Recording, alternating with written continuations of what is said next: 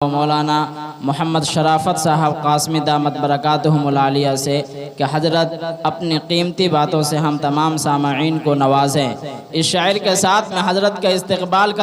کر لینا چاہتا ہوں کہ حق بات جب بھی کوئی انسان بولتا ہے، حق بات جب بھی کوئی انسان بولتا ہے اس کی زبان سے گویا قرآن بولتا ہے۔ حق بات جب بھی کوئی انسان بولتا ہے اس کی زبان سے گویا قرآن بولتا ہے۔ اور سر جائے تو جائے حق ہو نہ مگر رسوا، سر جائے تو جائے حق ہو نہ مگر رسوا، یہ بات کربلا کا میدان بولتا ہے، یہ بات کربلا کا میدان بولتا ہے۔ نحمدہ و نصلی علی رسولہ الکریم، اما بعد، فاعوذ باللہ من الشیطان الرجیم، بسم اللہ الرحمن الرحیم۔ اقرأ باسم ربک الذی خلق، خلق الانسان من علق، اقرأ وربک الاکرم الذی علم بالقلم، علم الانسان ما لم يعلم، صدق اللہ العظیم۔ معزز سامعین کرام، اسٹیج پر جلوہ افروز علماء اعظام، پردہ نشی خواتین اسلام، السلام علیکم ورحمۃ اللہ وبرکاتہ۔ اللہ رب العزت کا بے پایہ فضل و کرم اور احسان ہے کہ اس باری تعالیٰ نے ہم تمام لوگوں کو ایمان کی دولت سے نوازا ہے۔ اس ایمان کی اہمیت اور وقعت صرف ایمان کے اگر بولنا شروع کیا جائے یا اس کو پڑھنے کے لیے شروع کیا جائے تو انسان کی زندگیاں کم پڑ جائے گی، لیکن ایمان کی حقانیت کو پورا نہیں پڑھ پائے گا۔ خلاصہ یہ ہے کہ اللہ رب العزت نے ہمیں اتنے بڑے نعمت سے نوازا ہے، ہم کو اتنا بڑا انعام سے نوازا ہے، اس انعام کا احاطہ ناممکن ہے۔ اس انعام کو کوئی بھی احاطہ نہیں کر سکتا۔ اللہ کا بڑا کرم ہے کہ اللہ نے ہمیں اس ایمان کی دولت سے نوازا ہے۔ برادران ملت، وقت کافی ہو گیا ہے، چونکہ بہت سارے ایسے احباب ہیں جنہوں نے کل بھی پروگرام میں شرکت فرمائی اور یہاں پر جلوہ افروز علماء اعظام ہیں، شعراء کرام ہیں، انہوں نے بھی اس پروگرام میں شرکت فرمایا۔ اور چونکہ رمضان المبارک کا یہ موقع ہے جس میں ہر انسان صبح صادق سے لے کر کے غروب آفتاب تک عبادتوں میں مشغول رہتا ہے،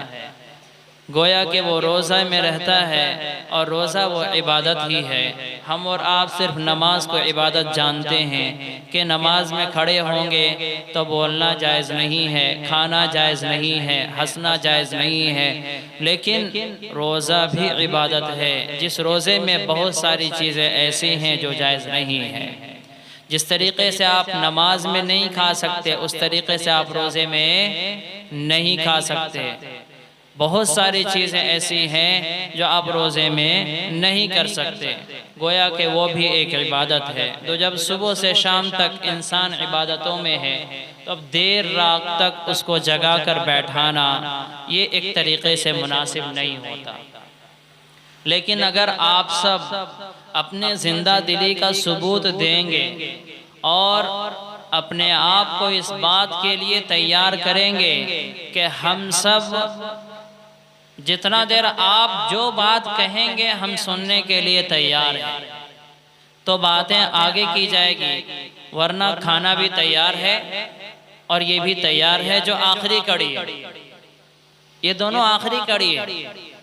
کھانا سب سے آخری کڑی ہے اور اس پروگرام کے آخری کڑی انعام کی تقسیم ہے، اور اس کے بیچ میں اس کی اختتام دعا ہے۔ اگر آپ سب کہیں تو دعا کے لیے ہاتھ اٹھا دیں، دعا کے لیے ہاتھ اٹھا دیں، کیونکہ میں جب سے بیٹھا ہوں مجھے یہ بات ستا رہی ہے کہ یہ اولی بار والے ہیں لیکن اسلام پور والے ہیں۔ یہ بات صحیح ہے، اولی بار والے ہیں لیکن اسلام پور والے ہیں۔ آپ نے ابھی تک اپنے گاؤں کے نام پہ غور نہیں کیا ہوگا، اولی بار ہے۔ او یا کو ہٹا دیجئے تو کیا بنے گا؟ اول۔ اتنا ہی بولیں گے، آگے نہیں بولیں گے۔ تو میں یہی سمجھ رہا تھا، لیکن آپ کی زندہ دلی کی ثبوت ہم نے دیکھا تو ہم نے اولی بار کو دور کر دیا اور اسلام پور کو لے آیا کہ یہ حقیقت میں اسلام پور والے ہیں جو اسلام کی حقانیت کو جاننا اور سمجھنا چاہتے ہیں،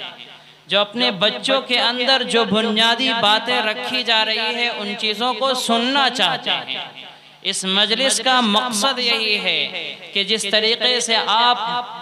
پوری صبح و شام اور پوری زندگی کی کڑیوں کو آپ صرف کر رہے ہیں اور اپنے نونہالوں کو تیز دھوپ گرمی میں اور تیز سردی میں اٹھا کر کے اور مسجد بھیج دیتے ہیں، مکتب بھیج دیتے ہیں تاکہ ہمارے بچے قرآن عظیم کو سیکھ سکیں، اس کا مطلب یہ ہے کہ آپ کے دلوں میں قرآن کریم کی عظمت ہے، اسلام کی عظمت ہے۔ اسی طریقے سے اگر آپ اس عظمت کو اپنے سامنے رکھتے ہوئے زندہ دلی کا ثبوت دیں گے تو چند منٹ ہم آپ کے سامنے ٹوٹی پھوٹی زبان پر لڑکھڑاتے ہوئے کچھ باتیں عرض کرنے کی کوشش کریں گے۔ آپ سب تیار ہیں؟ تیار ہیں انشاءاللہ؟ کچھ لوگ تیار ہیں اور کچھ لوگ نہیں تیار ہیں۔ بھوک لگی ہوئی ہے، یہ تو طے ہے، جو مقرر ہے وہ بھی انسان ہے، ان کے بھی تقاضے ہیں،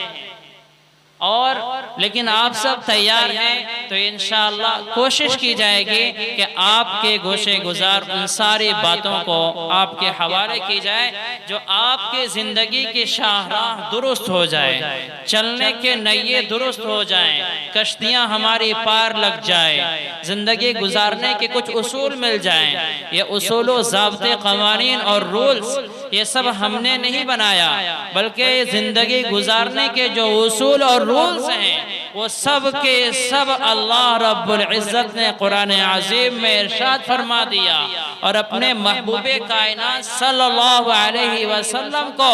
رہنما بنا کر کے پورے انسانیت کو یہ بتلایا کہ انسان کی کامیابی کس طرح چلنے میں ہے۔ لَقَدْ كَانَ لَكُمْ فِي رَسُولِ اللَّهِ أُسْوَةٌ حَسَنَةٌ، کامیابی چاہتے ہو، اگر تمہارے اندر کوئی مضبوطی لانا چاہتے ہو، اپنی زندگی کو درست کرنا چاہتے ہو تو اپنی زندگی کے اندر اسوہ حسنہ کو داخل کرو، تمہاری زندگیاں درست ہو جائے گی۔ برادران ملت، میں تو سب سے پہلے یہاں کے استاذ محترم حافظ وقاری محمد علاء الدین صاحب کو میں انتہائی مبارکباد پیش کرتا ہوں اور دعا گو ہوں کہ اللہ تعالیٰ ان سے اللہ رب العزت دین کے کام کو لے لے، ان کی کاوشوں کو قبول فرمائے۔ دوسرے مرحلے میں ان بچوں کے لیے میں دعا کرتا ہوں، ہماری زبان گندی ہے لیکن اللہ رب العزت گندی زبان کو بھی سنتا ہے۔ میں دعا کرتا ہوں ان بچوں کے لیے کہ اللہ رب العزت ان تمام بچوں کو علم نافع عطا فرمائے، اور میں اس کے بعد ان کے والدین کے حق میں دعا کرتا ہوں کہ اللہ تعالیٰ ان کے والدین کے کاوشوں کو، محنتوں کو، مال کو قبول فرمائے۔ اس کے بعد میں اپنی ماں بہنوں کے لیے دعا کرتا ہوں جو شروع سے لے کر کے اپنے چہرے پر پردے سجائے ہوئے وہ بھی اپنے آپ کو حاضر کر بیٹھی ہے کہ جتنا ہمارے گھر کے مردوں کو دین کی ضرورت ہے اس سے کہیں زیادہ ہمیں دین کی ضرورت ہے، کیونکہ جو اگر ایک مرد پڑھتا ہے تو ایک فرد پڑھتا ہے، اور اگر کوئی ایک عورت پڑھتی ہے تو پورے خاندان کو پڑھا ڈالتی ہے۔ آپ اگر تاریخ کا مطالعہ کریں تو آپ کو یہ بات صحیح طریقے سے معلوم ہوگا کہ جب جنگ کے میدان میں کفار سے لڑکھڑائے مسلمان پیچھے ہٹنے لگتے ہیں، رومیوں کی حالات کا مطالعہ کریں، جب مسلمان پیچھے ہٹنے لگتے تھے تو یہ عورتوں کی جماعت اس طریقے سے کھڑی ہوتی تھی گویا کہ سیسا پگھلائی ہوئی ایک دیوار ہو، اور پوری عورتوں سے مخاطب ہو کر، پورے مردوں سے مخاطب ہو کر یہ کہتی تھی، اے عورتوں کی جماعت، کیا تم ان کفار کے حوالے مجھے کرنا چاہتے ہو؟ اتنے بزدل ہو گئے، ہتھیار ڈال کر کے پیچھے بھاگ رہے ہو، تمہیں ضرورت اس بات کی ہے کہ تمہیں کلمت اللہ کو بلند کرنا ہے، لا الہ الا اللہ محمد رسول اللہ کے اس جھنڈے کو بلند کرنا ہے، اپنے اندر اسلام کو باقی رکھنا ہے، ہیں تو اپنی زندگی کی پرواہ نہ کرو، ببانگے دہل دشمنان اسلام کے سامنے کھڑے ہو جاؤ اور اس کے ڈنکے کی چھوڑ میں اور ان کو منہ توڑ جواب دے کر کے اس کلمہ کو بلند کرو۔ یہ آواز سننا ہی ہوتا تھا کہ پورے مرد جو پیچھے مڑ چکے ہوتے تھے پھر میدان کارزار میں کھڑے ہو جاتے تھے۔ تو میں سب سے پہلے میں یہاں کے ان ائمہ کو دعا کرنا، ائمہ کے لیے دعا کرنا چاہتا ہوں جنہوں نے ان بچے کے اندر یہ موتیاں سمو دی ہے، جس کی روشنیاں آج اندھیرے کو مان کر بیٹھی ہے، جن کی روشنیاں اندھیرے بھی سوچ رہی ہے کہ ان کے دلوں کے اندر کس کوالٹی کی ہیرا رکھا گیا ہے، کس قسم کے نور رکھا گیا ہے، جو نور کی روشنی آج سورج کی روشنی بھی اس کے نور کے سامنے مان پڑ گئی ہے۔ جب ان کی زبان سے کلمت اللہ نکلتا ہے، جب اس کی زبان سے قرآنی آیات نکلتا ہے، میں مجبور اور حیرت میں پڑ گیا جب یہ بچیاں مائک پکڑ کر کے قرآنی آیات پڑھ رہی تھی اور اس قرآن عظیم کی ترجمہ بھی کر رہی تھی۔ میں حیران تھا کہ یہ بچی قرآن کریم پڑھتی ہے یا یہ معلمہ ہے، یہ بچی زیر درس ہے یا زیر تدریس ہے، یہ بچی پڑھتی ہے یا یہاں پڑھاتی ہے، یہ بچی کسی ماں کے کوکھ سے جنم لی ہے یا سرکار مدینہ کے در سے اٹھ کر آئی ہے، یہ بچی کیا یہی اسلام پور کی رہنے والی ہے یا شہر مکہ کی رہنے والی ہے، جس کی زبان پر قرآن عظیم اس طریقے سے نکل رہی ہے جو کبھی آیت پردہ کو بیان کرتی ہے، کبھی آنکھوں کی حیا کو بیان کرتی ہے، کبھی اپنے عزت کو بیان کرتی ہے اور اس کا ترجمہ بھی کرتی ہے، اور قرآن عظیم پڑھنے کے جو انداز، جو لہجے، جو طریقے ہیں، میں حقیقت میں یہ بات کہوں تو جھوٹا نہیں ہوگا کہ بڑے سے بڑا فصاحہ بھی یہاں کھڑے ہو جائیں، بڑے سے بڑا قرہ بھی اس مائک کو لے کر کھڑے ہو جائیں تو ان کی زبان ہچکچا جاتی ہے کہ اس آیت مقدسہ کو کس طریقے سے مکمل کروں۔ الحمدللہ رب العالمین پڑھ لیتا ہے، اسے ڈر محسوس ہوتی ہے، الرحمن الرحیم پڑھ پائیں گے یا نہیں پڑھ پائیں گے، کہیں ایاک نعبد و ایاک نستعین تو ہماری زبان سے نہیں نکل جائے گی۔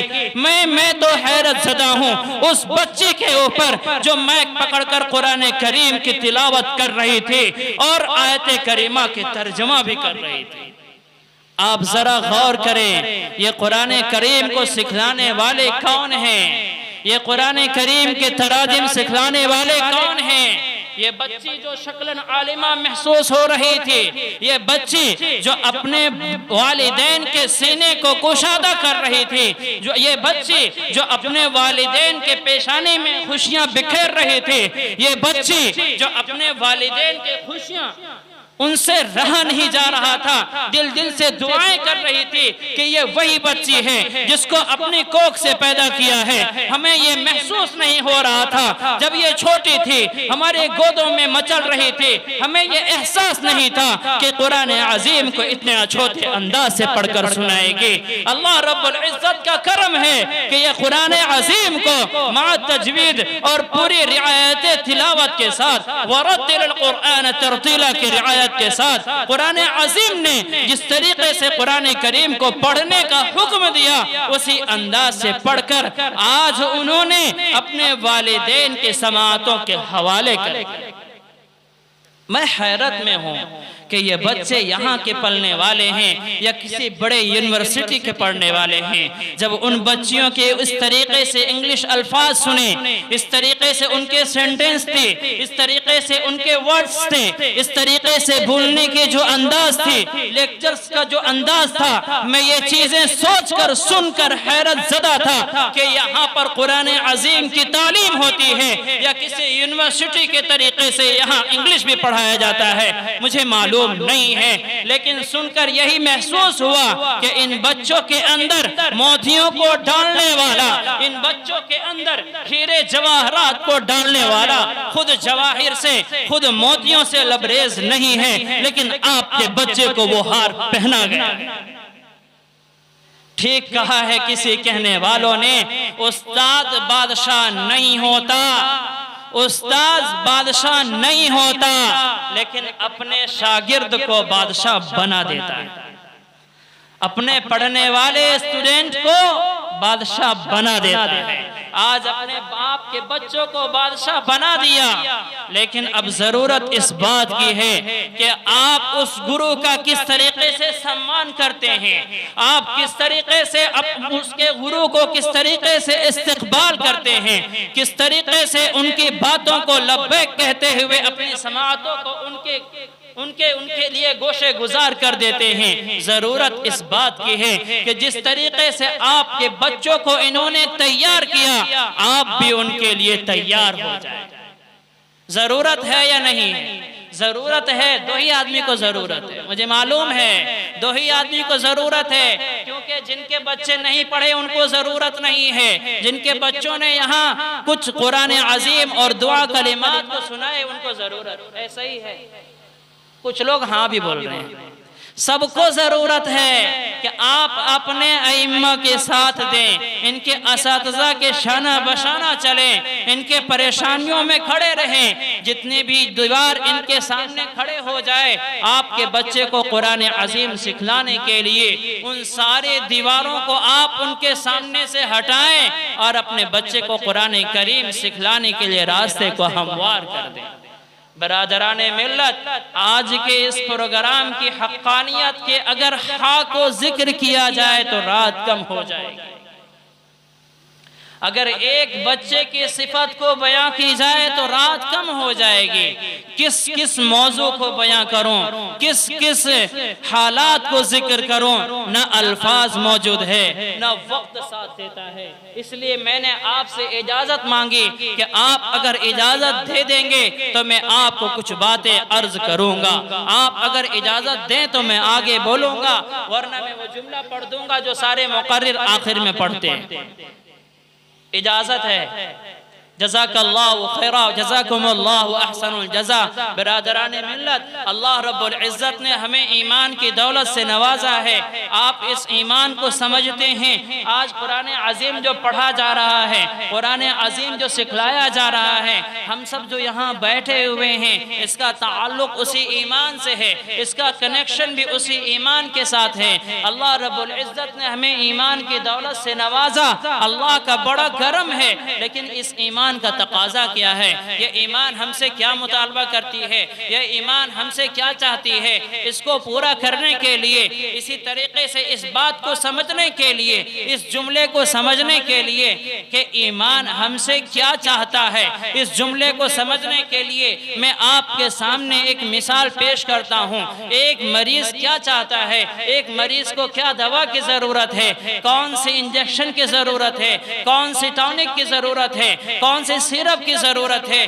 یہ ہم اور آپ بتا نہیں سکتے، بلکہ ایک ڈاکٹر بتا سکتا ہے کہ ایک مریض کے لیے کون سی دوا درست ہے، ایک مریض کے لیے کون سی دوا اور کون سی ٹیبلٹ ضرورت ہے، کون سی انجیکشن کی ضرورت ہے، پورے 24 گھنٹے میں کتنی دیر اس کو آرام و راحت کی ضرورت ہے، ایک ڈاکٹر بتا سکتا ہے، ورنہ ہر کس و ناکس نہیں بتاتا، ورنہ تو وہی بات آ جائے گی، نیم حکیم خطرے جان۔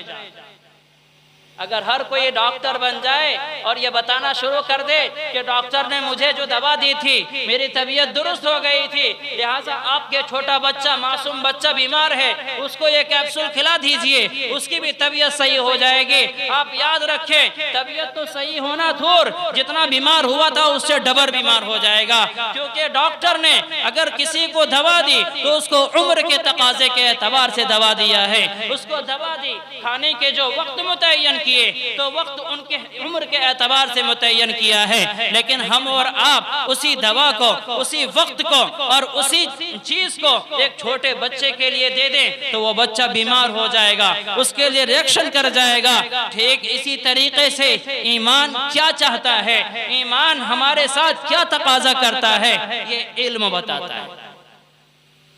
اگر علم ہے تو ایمان کے تقاضے کو پورا کیا جا سکتا ہے۔ علم نہیں ہے، ایمان کے تقاضے کو پورا نہیں کیا جا سکتا ہے۔ انسان غلطیاں کرے گا، اللہ کے نافرمانی کرے گا، اللہ کے اور اس کے رسول صلی اللہ علیہ وسلم سے بغاوت کرے گا، اس بنا پر کہ وہ جانتا نہیں ہے، اس بنا پر کہ اس کو علم نہیں ہے۔ اگر علم ہوتا تو ایمان کیا چاہتا ہے وہ پورا کرتا، علم ہوتا نماز کی پابندی کرتے، علم ہوتا روزے کی پابندی کرتے، علم ہوتا قرآن عظیم کی تلاوت کرتے، علم ہوتا اللہ نے استطاعت دی ہوئی ہے حج کرتا، علم ہوتا اللہ نے صاحب نصاب بنایا ہے زکوٰۃ کو ادا کرتا، علم ہوتا تو وہ انسان صدقۃ الفطر کو ادا کرتا، علم ہوتا اپنے پریشانیوں کا علاج روحانی چیزوں سے کرتا، اللہ کے فرمان کے مطابق قرآن عظیم کے فرمان کے مطابق صدقے سے علاج کرتا۔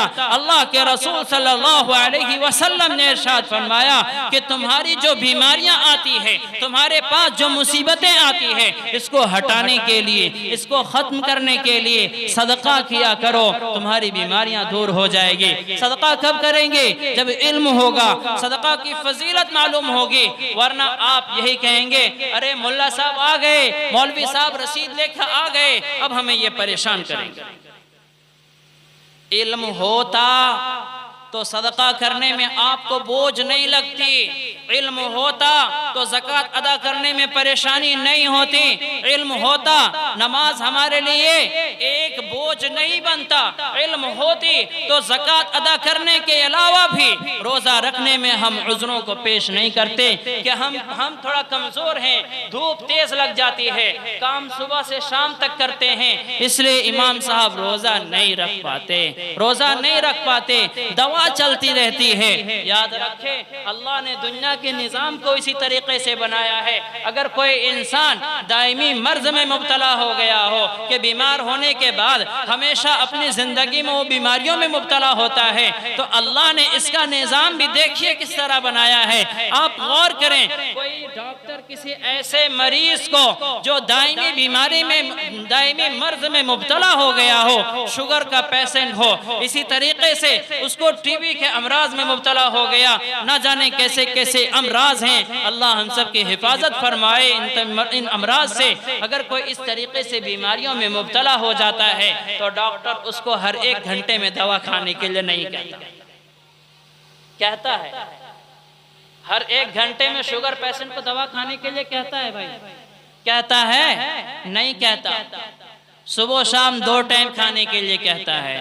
تو جو اگر روزہ رکھنا چاہے تو اس کے لیے یہ دوا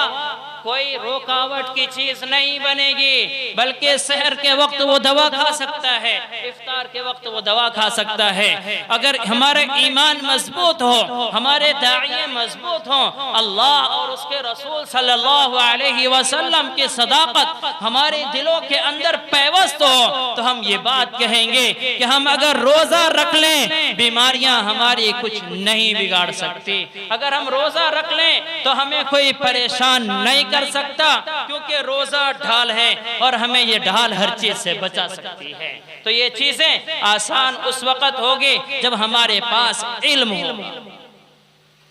تو ہم نے جو پہلے بتایا کہ اللہ نے ہمیں ایمان کی دولت سے نوازا ہے، اس ایمان کی تقاضے کو پورا کرنے کے لیے علم کی ضرورت ہے۔ تو اللہ رب العزت کا بڑا کرم اور فضل ہے کہ آج ہم آزادانہ طور پر قرآن عظیم کو سیکھ رہے ہیں، آزادانہ طور پر آج ہمارے مسجدوں سے پنجگانہ حی علی الصلاۃ حی علی الفلاح کی صدائیں گونج رہی ہے۔ آج ہمارے سامنے قرآن عظیم کو کھولا جا رہا ہے، کسی طریقے سے مشقتیں اور پابندیاں نہیں آئی ہے، یہ اللہ کا کرم ہے۔ علمی اور علوم نبوت کی یہ چشمے ہمارے سامنے موجود ہیں، تو اللہ کا یہ بھی ایک کرم ہے کہ اللہ نے ہمارے اس چھوٹی سی بستی میں اس طریقے سے مکاتب کو منعقد کر دیا جہاں تجوید اور قرآن عظیم کی جو حق ہیں ان سارے حقوق کی پابندی کے ساتھ اس کی تلاوت کی جا رہی ہے۔ اگر آپ سب کے لیے دیری ہو رہی ہے تو آپ تھوڑا اشارہ کر دیں، آپ کی دیری کو 1 سیکنڈ میں ختم کر دیا جائے۔ اگر آپ سب کو ایسا محسوس ہو رہا ہو کہ دیری ہو رہی ہے تو آپ کے دیری کو 1 سیکنڈ میں ختم کر سکتے ہیں انشاءاللہ۔ آپ سب کو دیری ہو رہی ہے؟ دیری نہیں ہو رہی ہے، الحمدللہ، اللہ کا کرم ہے، دیری نہیں ہو رہی ہے۔ تو میں یہ کہہ رہا تھا علم کا آ جانا بھی اور علمی سرچشمہ بھی ہمارے سامنے موجود ہونا یہ اللہ کا کرم ہے، لیکن آج ہمارے اندر وہ ساری بیماریاں داخل ہے۔ اللہ کی رحمتیں برس رہی ہے، اللہ کی رحمتیں اپنے آغوش میں لینے کے لیے تیار ہے، لیکن ہم اپنے کام کاج میں پڑے ہوئے ہیں، ہم اپنے مصروفیت میں مبتلا ہیں، ہم اپنے ملازمت میں مبتلا ہیں، ہم اپنے ضرورتوں میں مبتلا ہیں۔ آج ہماری ذہن اس کے طرف نہیں جاتا کہ مدارس اسلامیہ کو قائم و دائم رکھا جائے، مکاتب اسلامیہ کو سلامت رکھا جائے، اور ان مکاتب اسلامیہ کو چلانے والے جو علماء کرام ہیں، جو حفاظ کرام ہیں، جو ائمہ عظام ہیں، ان تمام لوگوں کو ہمیں صحیح سلامت رکھنا ہوگا تو ہمارے مدارس محفوظ ہوں گے، ہمارے مکاتب صحیح سلامت رہیں گے۔ اس سے بڑھ کر وہ عالم صحیح سلامت رہے یا نہ رہے، آپ کے بچے صحیح سلامت رہیں گے۔ اگر آپ ان علماء کے لیے ڈھال بن جائیں، اگر آپ ان مدارس اسلامیہ کے لیے ڈھال بن جائیں، اگر آپ ان مکاتب اسلامیہ کے لیے ڈھال بن جائیں، اگر آپ ان دینی شعبوں کے لیے ڈھال بن جائیں کہ اس میں کوئی مصیبت آئے گی، واللہ بخدا ساری مصیبتیں پہلے مجھ سے ٹکرائے گی، پھر میں اس کو مدارس اسلامیہ کے اندر جانے دوں گا۔ یہ مصیبتیں، یہ پریشانیاں پہلے مجھ سے ٹکرائے گی، پھر میں اپنے ائمہ علماء اور مدارس اسلامیہ کے اساتذہ تک جانے دوں گا۔ پہلے یہ مصیبتیں مجھ سے ٹکرائے گی، پھر میں ان قرآن عظیم پڑھنے والے بچے اور بچیوں تک جانے دوں گا۔ لیکن شرط یہ ہے کہ اپنے آپ کو اس چیز کے لیے تیار کرنا ہوگا، اس چیز کے لیے اپنے آپ کو تیار کرنا ہوگا کہ جس طریقے سے قرآن عظیم ہمارے گاؤں محلے میں پڑھایا جا رہا ہے، سکھلایا جا رہا ہے، اس چیز کو تا حیات قائم رکھیں گے انشاءاللہ، رکھیں گے انشاءاللہ۔ جب تک زندگی رہے گی، جب تک ہمارے رگوں میں ایک قطرہ خون بہتا رہے گا، جب تک ہماری سانس چلتی رہے گی، ہم اس مدارس اسلامیہ کے اندر اس قرآن عظیم کو اسی طریقے سے پڑھانے کو دستور چالو رکھیں گے، اسی طریقے سے پڑھایا جا رہا ہوگا، اسی طریقے سے پڑھنے کی اجازت دی جائے گی۔ یہی وہ قرآن عظیم کو پڑھانے کی اجازت دی جائے گی جو آقا مدنی صلی اللہ علیہ وسلم کے اوپر نازل ہوا، جس قرآن عظیم کے بارے میں اللہ رب العزت نے قرآن مقدس میں ارشاد فرماتا ہے لو انزلنا هذا القرآن على جبل لرأيته خاشعا متصدعا من خشية الله وتلك الامثال نضربها للناس۔ اس قرآن عظیم کی ایک آیت کو، اس قرآن عظیم کو اگر ایک پہاڑ کے اوپر نازل کر دیا جاتا تو وہ پہاڑ ریزہ ریزہ ہو جاتے۔ اس قرآن عظیم کی اتنی سکت، اتنی فضیلت اور اللہ کی کلام کی اتنی طاقت ہے۔ اللہ نے قرآن میں فرمایا اس قرآن مقدس کے بارے میں اِنَّا نَحْنُ نَزَّلْنَا الذِّكْرَ وَإِنَّا لَهُ لَحَافِظُونَ، یہ وہ قرآن ہے، ہم نے اس کو اتارا اور وحدہ لا شریک ہی اس کے محافظ ہیں، اس کے کوئی ایک آیت کو بدل نہیں سکتا۔ بدلنے والے آئے اور چلے گئے، بڑے سے بڑے شعراء، بڑے سے بڑے ادبا حیران و شزدر رہ گئے اور ان کو قرآن نے چیلنج دیا فَأْتُوا بِسُورَةٍ مِّن مِّثْلِهِ، تم بڑے شاعر بنتے ہو، تم بڑے ادیب بنتے ہو، تیرے اندر عربی کی اتنی صلاحیت ہے، میں تجھے ڈنکے کے چوٹ پر میں تجھ سے یہ چیلنج کرتا ہوں فَأْتُوا بِسُورَةٍ مِّن مِّثْلِهِ، اس قرآن عظیم کی طرح تم پورے قرآن نہیں بلکہ فَأْتُوا بِسُورَةٍ مِّن مِّثْلِهِ اس کے ایک چھوٹی سی سورت کے طرح ہی بنا کر دکھا دو۔ تو کفار حیران رہ گئے، نہیں بنا سکے۔ تو میں یہ کہہ رہا تھا کہ اسی قرآن عظیم کے متعلق اپنے آپ کو تیار کریں کہ ہمارے مکاتب میں، ہمارے محلے میں، ہمارے معاشرے میں جب تک ہماری زندگی رہے گی اسی قرآن کی تلاوت جاری رہے گی، نہ ایک حرف کی تبدیلی کے ساتھ، نہ ایک آیت کی تبدیلی کے ساتھ، آیت کی تبدیلی دور، ایک زبر، ایک زیر، ایک پیش کی اگر قرآن میں تبدیلی پائی گئی تو وہ قرآن عظیم کو اپنے مکتب میں نافذ نہیں کرے گا۔ تو یہ چیزوں کے لیے ہمیں اپنے آپ سے یہ سوال کرنا ہوگا،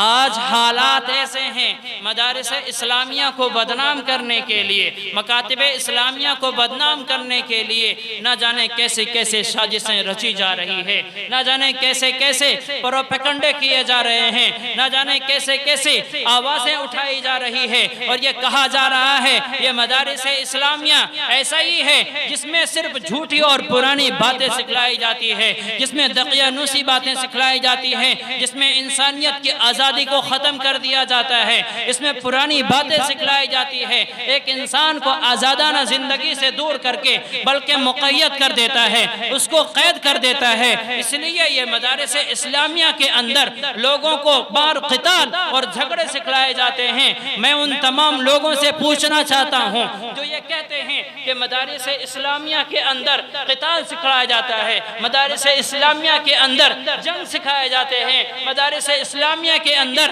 جھگڑے سکھلائے جاتے ہیں، میں ان سے پوچھنا چاہتا ہوں پھر مدارس اسلامیہ اگر یہ چیز سکھلاتی ہے تو پھر مدرسے کے اندر خون کیوں نہیں بہتا؟ اگر مدرسے کے اندر جہاد سکھلایا جاتا ہے، مدرسے کے اندر اگر جھگڑا سکھلایا جاتا ہے تو کسی کے ناک سے خون کیوں نہیں بہتا؟ کسی کے سر کیوں نہیں پھٹتے؟ کسی کے پاؤں کیوں نہیں ٹوٹتے؟ کسی کو زخمی کیوں نہیں کیا جاتا؟ کسی کو قتل کیوں نہیں جاتا؟ ایک تاریخ بھی اٹھا کر کے دکھا دیجئے کہ اگر یہاں کوئی بھی شخص زخمی ہو گیا ہو، کسی کا سر پھٹ گیا ہو، کسی کے پاؤں ٹوٹ گئے ہوں، کسی کا سینہ چاک ہو گیا ہو، کوئی شخص زخمی ہو گیا ہو، کسی شخص کو ظالمانہ قتل کر دیا گیا ہو، آپ ایک تاریخ اٹھا کر نہیں دکھا سکتے کہ مدارس اسلامیہ میں کوئی شخص قاتلانہ طور پر قتل کر دیا گیا، اس پر ظلم ڈھایا گیا اور اس کو زخمی کر دیا گیا ہو۔ آپ یہ نہیں دکھا سکتے۔ اس کا مطلب یہ ہے کہ ان مدارس اسلامیہ میں قتال نہیں سکھلایا جاتا بلکہ انسانیت سکھلائی جاتی ہے۔ جس اسلام کے متعلق یہ بات پھیلائی جاتی ہے کہ اس اسلام کو لانے کے بعد انسان جری ہو جاتا ہے، اس اسلام کو لانے کے بعد انسان نڈر ہو جاتا ہے، اس انسان کو لانے کے بعد انسان بے رحم ہو جاتا ہے، اس اسلام کو لانے کے بعد انسان ظالم ہو جاتا ہے، اسلام لانے کے بعد انسان صفاق ہو جاتا ہے، اسلام لانے کے بعد انسان کے اندر سے ہمدردی ختم ہو جاتی ہے۔ میں ان سے پوچھتا ہوں آپ کو تاریخ نہیں آتی، میں ان کو کہنا چاہتا ہوں آپ کو پڑھنا نہیں آتا، میں ان کو کہنا چاہتا ہوں آپ صرف کتابوں کے اوپری حصے کو پڑھتے ہو، آپ کے اس کے اندرونی حصے کو نہیں پڑھتے، آپ صرف اپنی زندگی کے حالات پڑھتے ہو، جھوٹی جھوٹی خبریں پڑھتے ہو، کتابوں کی گندی لٹریچریں پڑھتے ہو اور طرح طرح کی گندی مضامین پڑھتے ہو، لیکن آپ کو تاریخ پڑھنے نہیں آتا۔ میں آپ کو جواب دینا چاہوں گا کہ اگر مدارس اسلامیہ میں پڑھنے کے بعد، اسلام قبول کرنے کے بعد اگر کوئی شخص ظالم بن جاتا ہے، اگر کوئی شخص صفاق بن جاتا ہے، اگر کوئی شخص کے دلوں سے ہمدردی ختم ہو جاتی ہے تو میں وہ تاریخ دہرانا چاہتا ہوں۔ نبی کونین صلی اللہ علیہ وسلم طائف کی طرف تشریف لے جاتے ہیں، کس مقصد سے لے جاتے ہیں؟ لوگوں کو انسانیت کی دعوت دینے کے لیے،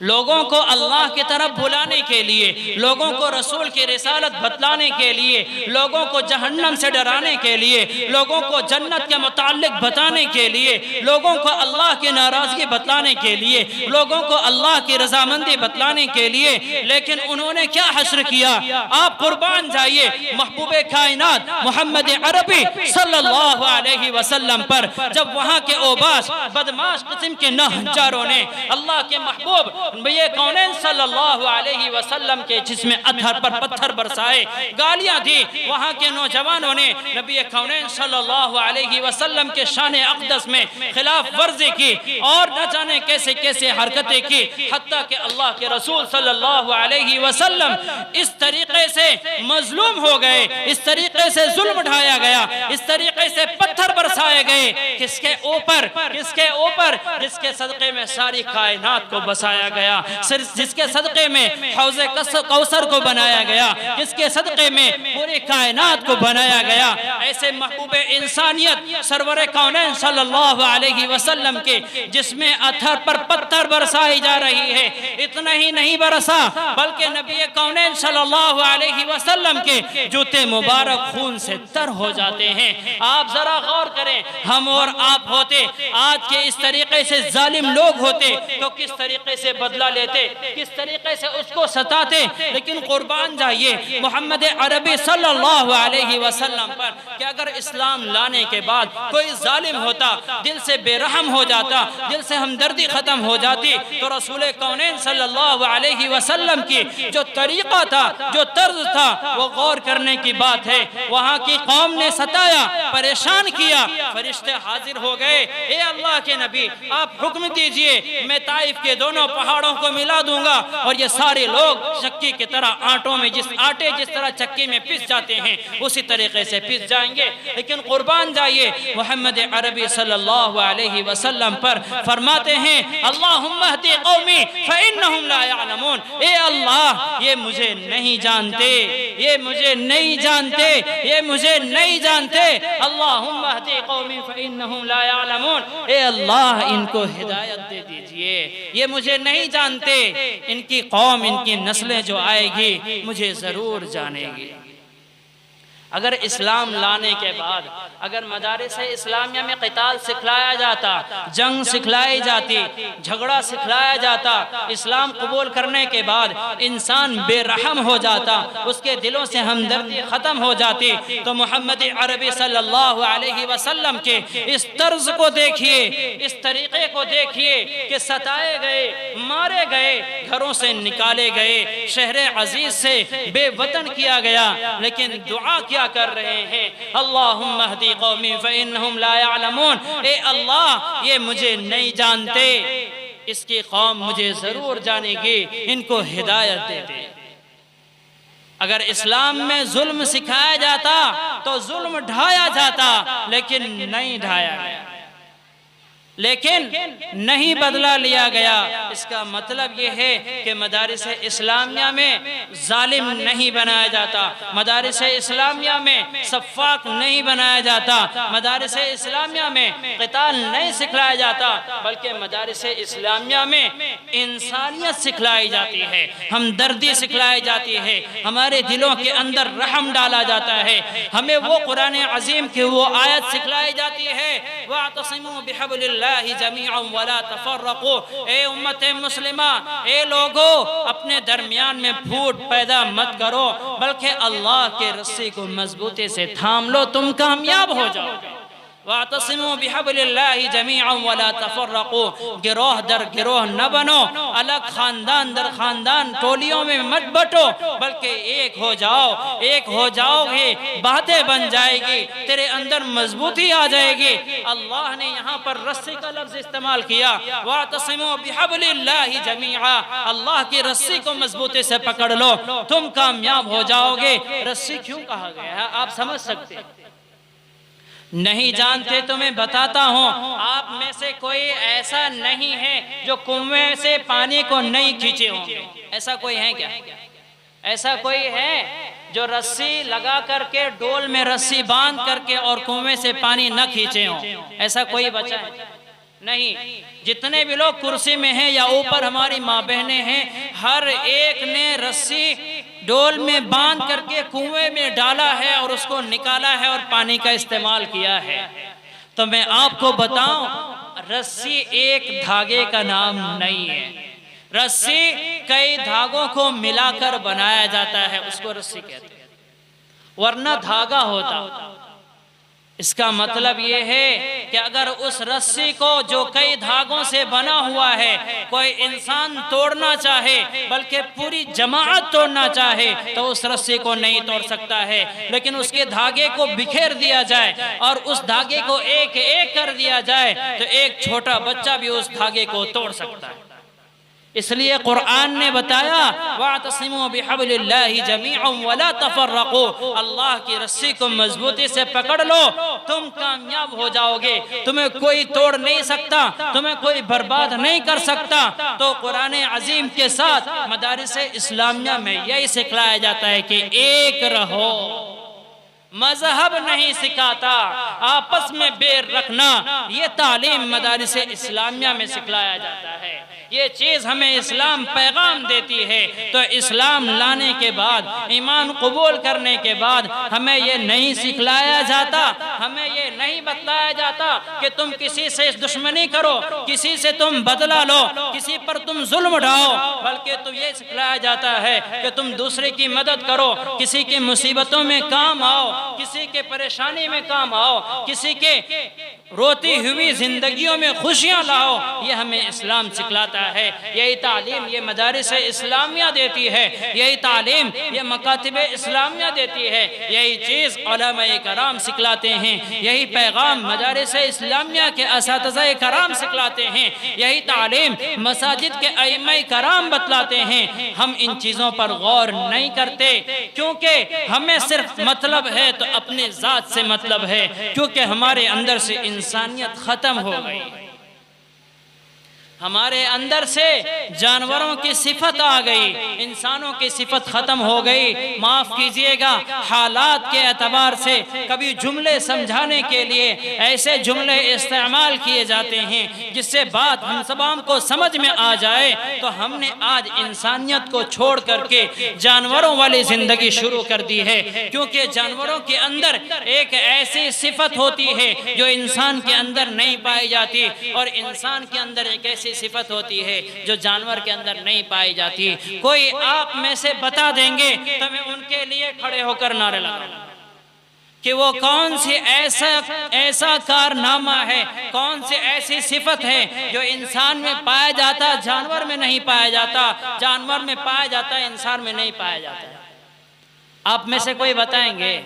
نہیں بتا پائیں گے، لیکن ہر ایک صبح سے شام تک اس چیز کو دیکھتے ہیں۔ آپ ایک چیز کو دیکھیں گے کہ ایک بکری ہو، اس کو پتہ دیں، دوسری بکری آ جائے تو پہلی بکری کبھی نہیں چاہتا کہ اس کے ساتھ وہ کھا لے، کبھی نہیں چاہتا ہے کہ یہ اس کے ساتھ کھا لے۔ ایک بلی کو آپ پال کر رکھے ہیں، اس کو تھوڑا کچھ کھانا دے دیں، دوسری بلی آ جائے، کبھی نہیں چاہے گی کہ ان کے پلیٹ میں ان کے ساتھ کھانا کھا لے، یہ نہیں ہوتا۔ لیکن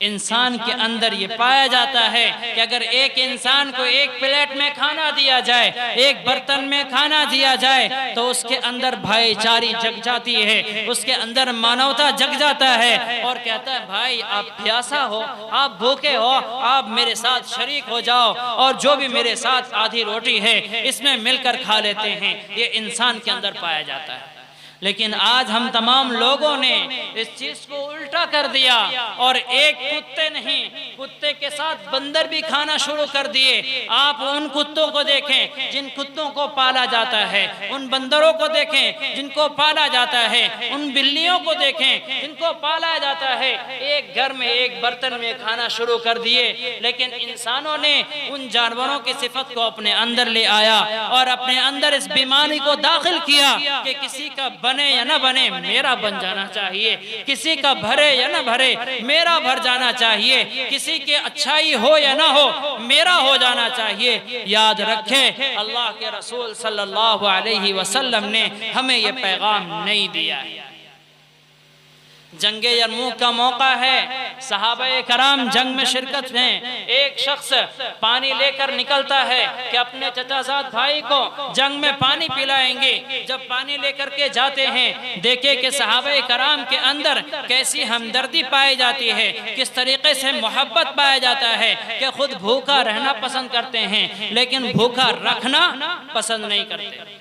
بھوکا رہنا پسند کرتے ہیں، بھوکا رکھنا پسند نہیں کرتے۔ جب وہ شخص اپنے چچا زاد بھائی کے لیے پانی لے کر جنگ کے میدان میں جاتے ہیں، وہ بھائی زخمی حالت میں پڑا رہتا ہے، پانی لے کر ان کے سامنے جاتے ہیں، دوسرے جانب سے پیاس کی آواز آتی ہے، وہ اس کے بھائی کہتے ہیں بھائی مجھے پانی کی ضرورت نہیں ہے، دوسرے بھائی پانی کے لیے آواز لگا رہا ہے، لہٰذا تم مجھے پانی پلائے کے بجائے اس ساتھی کو پلا دو جو میرے بغل میں سویا گویا زخمی حالت میں پڑا ہوا ہے۔ جب اس کا چچا زاد بھائی پانی لے کر کے دوسرے کے پاس جاتا ہے تو تیسرے کی آواز آتی ہے کہ پانی کی ضرورت ہے، مجھے پیاس کی شدت ہے، مجھے پیاس لگی ہوئی ہے۔ وہ دوسرا شخص کہتا ہے بھائی مجھے پانی مت پلاؤ، مجھے پانی کی شدت نہیں ہے، بلکہ تیسرا بھائی پانی کے لیے تڑپ رہا ہے، لہٰذا تم اس کے پاس پانی لے جاؤ اور اسے پلا دو۔ جب تیسرے کے پاس اس کا چچیرا بھائی جاتا ہے تو دیکھتا ہے کہ دوسرے مالک حقیقی سے جا ملتا ہے۔ جب وہ شخص پانی لے کر کے پہلے شخص کے پاس آتا ہے کہ جب تیسرا نہ پی سکا تو پہلے کو پلا دیں، جب پہلے بھائی کے پاس آتا ہے تو وہ بھی اللہ کے پاس حاضر ہو چکے ہوتے ہیں، وہ بھی مالک حقیقی سے جا ملتے ہیں۔ جب وہ پانی لے کر کے دوسرے کے پاس آتا ہے تو دوسرے کو بھی دیکھتا ہے کہ اس کی بھی روح پرواز ہو چکی ہے۔ لہٰذا ہر شخص کا یہی پیغام تھا، صحابہ کرام کے یہی پیغام تھا کہ خود تو پیاسے رہ گئے، خود پانی نہیں پیے، لیکن دوسرے بھائیوں کی حالت کا جائزہ لیا، دوسرے کے حالتوں کے پر رحم کھائے اور دوسروں کے پیٹ کو دیکھے، اپنے پیٹ کو نہیں دیکھے۔ لیکن یہی چیز آج ہمارے معاشرے میں اپنانے کی ضرورت ہے۔ آج ہم اس سے کوسوں دور ہو گئے۔ وجہ یہ ہے کہ آج ہم خانہ جنگی میں مبتلا ہو گئے ہیں، اپنے گھروں کے اندر چھوٹی چھوٹی باتوں میں لے کر ہم آج مبتلا ہو گئے ہیں اور ان بیماریوں میں پریشان ہیں۔ آج ہم کسی سے بات کرنا نہیں چاہتے، کسی کو دیکھنا نہیں چاہتے، کسی کے خوشیوں میں شریک نہیں ہونا چاہتے، کسی کے غموں میں شریک نہیں ہونا چاہتے۔ حالات ایسی ہو گئی ہے کہ اگر کسی کا بیٹا ایکسیڈنٹ ہو جائے، کسی کی اگر کوئی شخص فوت ہو جائے تو ہمارا دل ٹھنڈا ہوتا ہے کہ ٹھیک ہوا، بڑا اتراتا تھا، بڑے گھمنڈ میں مبتلا تھا، ٹھیک ہوا اس کے گھر میں یہ پریشانی آئی۔ اے امت مسلمہ، یہ پیغام ہمارے نبی نے نہیں دیا ہے کہ کسی کی مصیبتوں میں ہمارا دل ٹھنڈا ہو جائے، ہمارا دل انتقامی میدان قائم کر لے، یہ نہیں سکھلایا۔ اگر سکھلایا ہے تو ہمدردی سکھلایا ہے، یہی پیغام یہ مدارس اسلامیہ سکھلاتا ہے۔ اب میں آپ کو مدارس اسلامیہ کے متعلق ایک چھوٹا سا واقعہ بتاتا ہوں اور اپنے تقریر کو ختم کرتا ہوں۔ ایک شخص تھا کہ وہ بغداد کی طرف تشریف لے گیا۔ بغداد آپ میں سے ہر ایک جانتے ہیں، جب وہاں جاتے ہیں تو لوگوں سے پوچھتے ہیں مجھے بتاؤ کوئی ایسا مدرسہ ہے جہاں قرآن عظیم اللہ کے رسول صلی اللہ علیہ وسلم کے مطابق سکھلایا جاتا ہو۔ وہ شخص کہتا ہے یہاں کوئی قرآن نہیں سکھلایا جاتا، لیکن ایک مسجد ہے جو بغداد میں ایک مزار کے سامنے موجود ہے۔ حضرت جنید بغدادی رحمت اللہ علیہ کے مزار کے سامنے وہ مدرسہ موجود ہے، وہ مکتب موجود ہے جہاں قرآن عظیم پرانے زمانے کی طرح سکھلائی جاتی ہے۔ یہ چھوٹا سا واقعہ ہے، میں آپ کے گوشے گزار کرنا چاہتا ہوں، پھر میں دعا کروں گا انشاءاللہ۔ اس کے بعد وہ شخص بہت تلاش کرنے کے بعد اس مزار کے پاس پہنچتے ہیں تو دیکھتے ہیں کہ حقیقت میں ایک قاری صاحب ایک بوریے میں بیٹھا ہوا ہے، چند بتوں کو قرآن کریم سکھلا رہا ہے، ٹھیک اسی طریقے سے جس طریقے سے آج آپ کے مکتب میں سکھلایا جاتا ہے، جس طریقے سے ہمارے گاؤں محلے میں سکھلایا جاتا ہے۔ جب یہ شخص وہاں پہنچتے ہیں تو اس سے عرض کرتے ہیں کہ بھائی بتاؤ، آج تم اتنے بڑے شہر میں، بغداد ایک ایسی شہر تھی جو پورے زمانے تک پورے اسلام کے لیے ایک مرجع تھا، ایک تاریخی جگہ تھی، لیکن وہاں کے نام و نشان کو مٹا دیا گیا، اس کی مرکزیت ختم ہو گئی۔ کیوں مٹایا گیا؟